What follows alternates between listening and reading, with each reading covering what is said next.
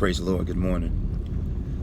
Let me give you guys one of the greatest examples of concerning the mouth. The mouth is so vicious, an uncontrolled mouth. It's so dangerous. Even the book of James talks about out of the same mouth proceeded both blessing and cursing. My brethren, this ought not so to be. I mean, we cuss and pray out of the same mouth, and it shouldn't be this way, but it is because we are free will beings. It says, when I was a child, I spoke as a child, I understood as a child, I thought as a child. But when I became a man or a woman, not a human, I put away childish things. Now, what childish things did you put away? It says, when I was a child. This is 1 Corinthians 13:11. When I was a child, meaning past tense growth. When I was a child, I spoke as a child, I understood as a child, I thought as a child. But when I became a man or a woman, not if I became a man or woman, but when I became a man or woman, I put away these three things: my understanding, my thoughts, and my speaking. But a lot of people have gas for their mouth. And certain people have gas for their mouth, but they have no brake. When I was married, the biggest regret I had was not getting married. I'm going to share this with you all. The biggest regret I have when I was married is that I didn't take the little doggy that I paid for.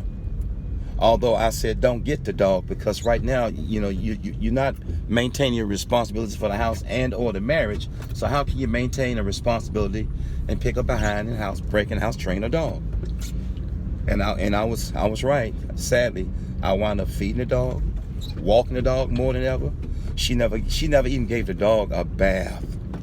So the biggest regret that I have is that I didn't take that poor little dog with me when I was forced to, had to leave, and was driven into divorce. I have the greatest sadness inside of me to this day that I didn't take that little dog with me, because he wasn't mine, quote unquote, although my money was used to purchase him. And I think about this little dog all the time. And people were like, man, you should take that dog. Man, you should have took the dog. Man, that dog loves you, but the dog wasn't mine, my property, and nor did the dog belong to me. But every day I think about this dog, and it tears me up, and it tears me up inside as I leave this alone. A lot of people have gas, accelerant, but they have no brake. They have no regulator. They have no governor as I leave this alone. And that is one of the greatest and biggest sadness I have, is that I didn't take that little dog with me when I left, when I divorced, when I had to leave, when I was forced to leave. Years and years of trying to compromise, years and years of thinking this person, this man, this woman, this husband, this wife is going to change, or change for the better of the marriage or the relationship, or betwixt the two. Y'all can hang that up.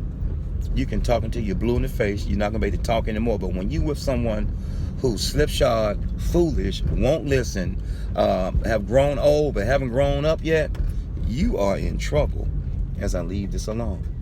But yes, definitely, my greatest regret was not getting married. One of my greatest regrets was not divorcing, is that I didn't take that little beautiful dog with me. I didn't want to hurt her.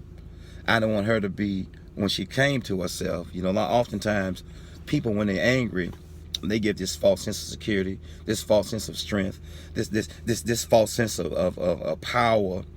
But when the enemy leave you and you come to yourself, then the pain, then the sadness, then the regret, then the remorse, then the crocodile tears and begging and texting and tracking and stacking and stalking takes place as I leave this alone.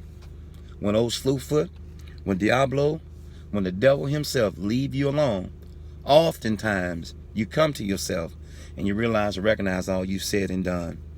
But one of the greatest and biggest regrets I have in my entire 53 years of living, 53 years of yesterdays, tomorrows, and todays, is that I didn't take that little dog with me, man. And I should have took him, but woulda, coulda, shoulda is not going to take away from your sadness. Woulda, coulda, shoulda adds to your sadness.